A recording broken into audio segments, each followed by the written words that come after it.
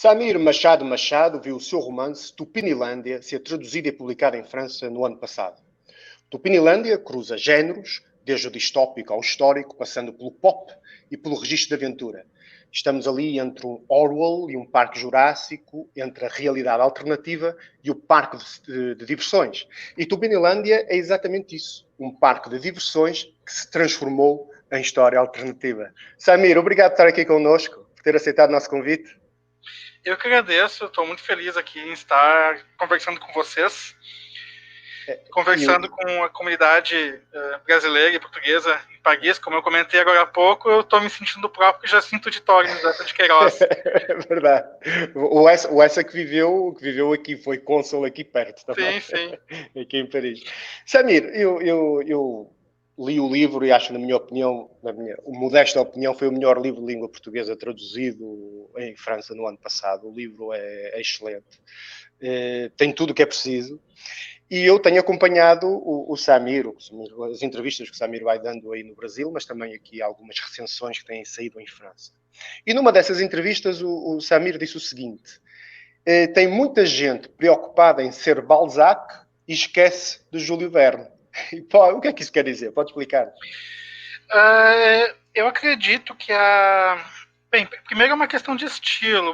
Tem muitos autores querendo fazer aquele tipo de análise psicológica, digamos assim, da sua geração, dos seus tempos, mas esquece que a literatura de entretenimento popular, como Jules Verne, como Alexandre Dumas, como Conan Doyle, também são uma forma de pensar o seu tempo. Inclusive, o Jung, né, ou Freud, acho que o Jung disse uma vez a respeito disso que ele achava que os romances... os romances de entretenimento, os romances populares, diziam muito mais da psicologia da geração atual do que necessariamente as novelas psicológicas do seu tempo, porque por serem romances que são escritos, digamos, mais no calor do momento, mais ligados a um aqui e agora, eles têm uma conexão muito mais forte com o inconsciente coletivo do que, às vezes, um romance que é mais psicológico e menos focado na ação no enredo. Mas também porque é uma forma, e isso a gente vê através da própria literatura popular europeia, principalmente inglesa, né, no final do século XIX, início do século XX, como a literatura popular é uma forma de construção de identidade nacional. Né? Tu pega a literatura, principalmente a literatura inglesa, pega o Minas do Rei Salomão, do Heider Haggard, que o Essa traduziu, inclusive.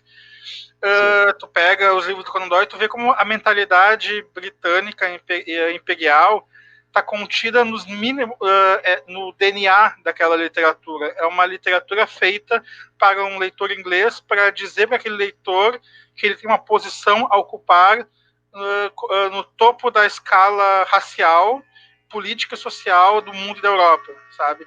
Claro. E toda a nossa literatura de entretenimento, por influência muito do cinema americano, que herdou essa tradição inglesa, é, de certa forma, colonizada por essa mentalidade colonial.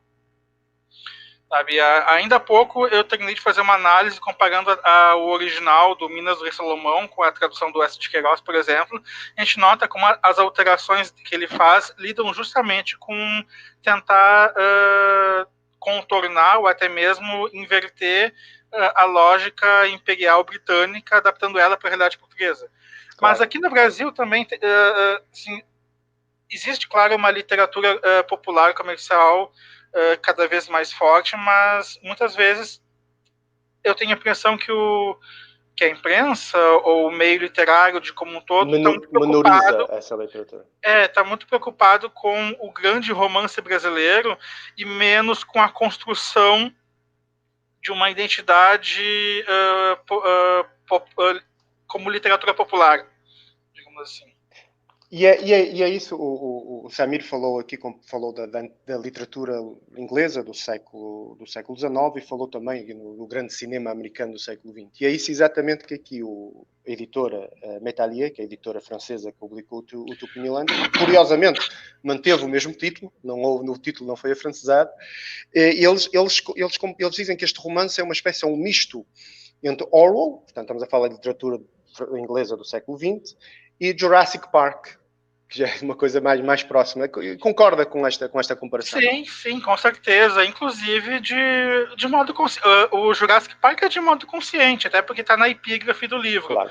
O Orwell é meio natural quando se pensa em distopias nesse momento atual. Quase todas as grandes distopias do século XX, né, não só o Orwell, mas o Aldous Huxley, até o Conto da Aia, da Margaret Atwood, eles foram escritos como alertas, mas parece que foram tomados como manuais, olhando recentemente, né, os desdobramentos políticos, principalmente aqui no Brasil. Eu tenho notado, claro, quando o livro trabalha várias questões que eram importantes para mim. A principal delas é que eu nasci em 81, minha infância foi durante os anos 80, que é uma década impulsionada muito pela mentalidade do Reagan, da Thatcher, de consumismo e individualismo extremos. O neoliberalismo puro e duro, não é? Os Chicago Boys, não é? Exato. O neoliberalismo e os Chicago Boys, não é? Oi? Os Chicago Boys, a escola... Sim, que o nosso adorável ministro da Economia é fiel seguidor dessa mentalidade. Mas a questão é que foi uma década de grande consumo na Europa e na América do Norte, mas no Brasil nós estávamos afundados numa crise econômica gigantesca que vinha na esteira do fracasso econômico da ditadura militar. Então tinha essa dicotomia, a gente absorvia uma cultura através do cinema, dos desenhos animados, extremamente consumista, mas a realidade brasileira não privilegiava exatamente a possibilidade de consumo dessa forma.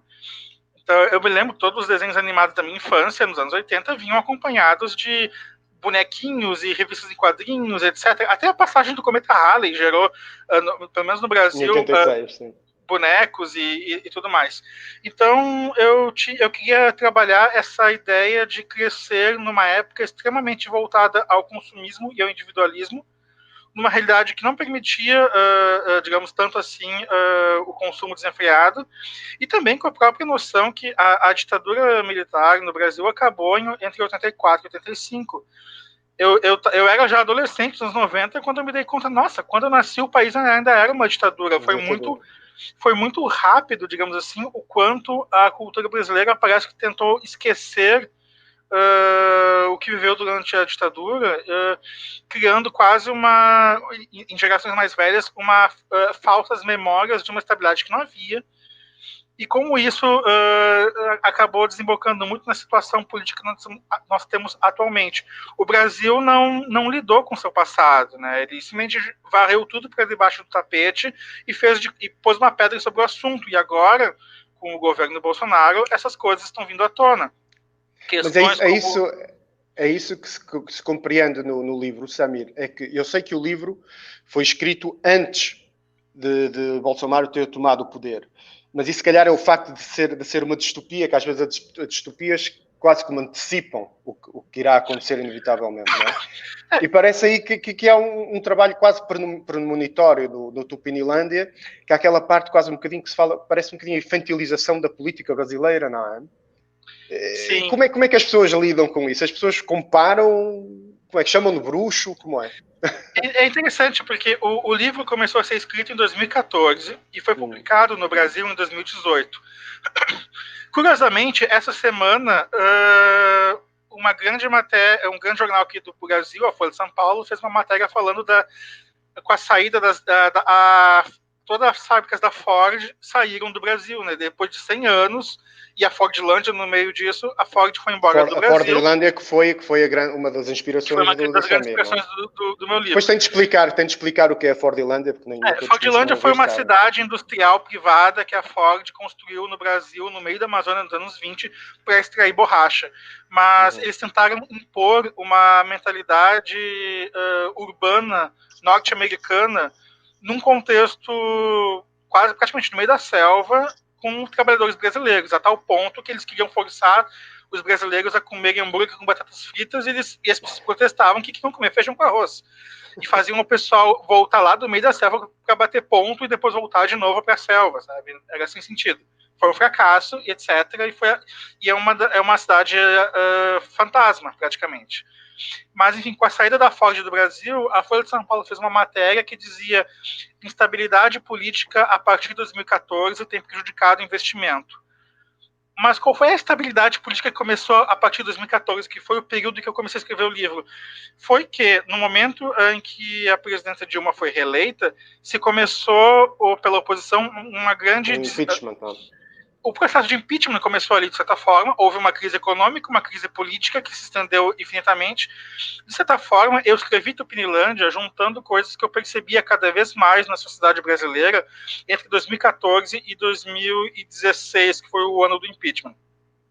O que eu percebia era cada vez mais o crescimento de um discurso de ódio na política, usado com fins claramente eleitorais para desestabilizar o governo daquele momento e forçar o impeachment.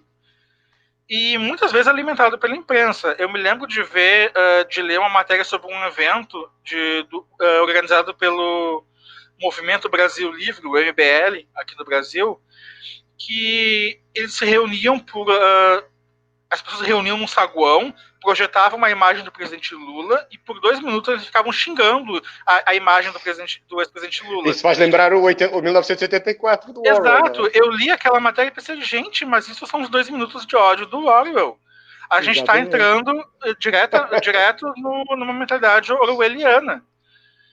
E as perseguições... E daí, também, eu sou de Porto Alegre, é uma cidade que teve uma exposição chamada... Ai, agora escapou o nome da exposição. Enfim, que foi censurada. Uma exposição de Queer Museum, o nome da exposição, que foi censurada, e daí começou os gritos na imprensa de arte degenerada, basicamente, porque era uma exposição dedicada basicamente à arte queer, LGBT. E, de novo, eu começo a ver... são tantos paralelos óbvios, não só com Orwell, mas com a ascensão do nazifascismo na Europa, que eu me lembro de dizer várias vezes, gente, eu estou me sentindo na República de Weimar aqui no Brasil. E no momento em que o Bolsonaro é eleito usando claramente discurso de ódio contra homossexuais, contra negros, contra mulheres, contra a oposição, que é, no caso, o PT, usando o discurso anticomunista, que parece saído direto dos anos 30, dizendo que vai fuzilar a oposição. Os paralelos são muitos. Claro, o livro... o livro é um retrato daquele momento... Sim, mas não é só no Brasil, aqui acontece o mesmo. Para ficar, se calhar, mais descansado. É um movimento ocidental bem forte nesse sentido. Uhum. Não sei se só ocidental, mas enfim.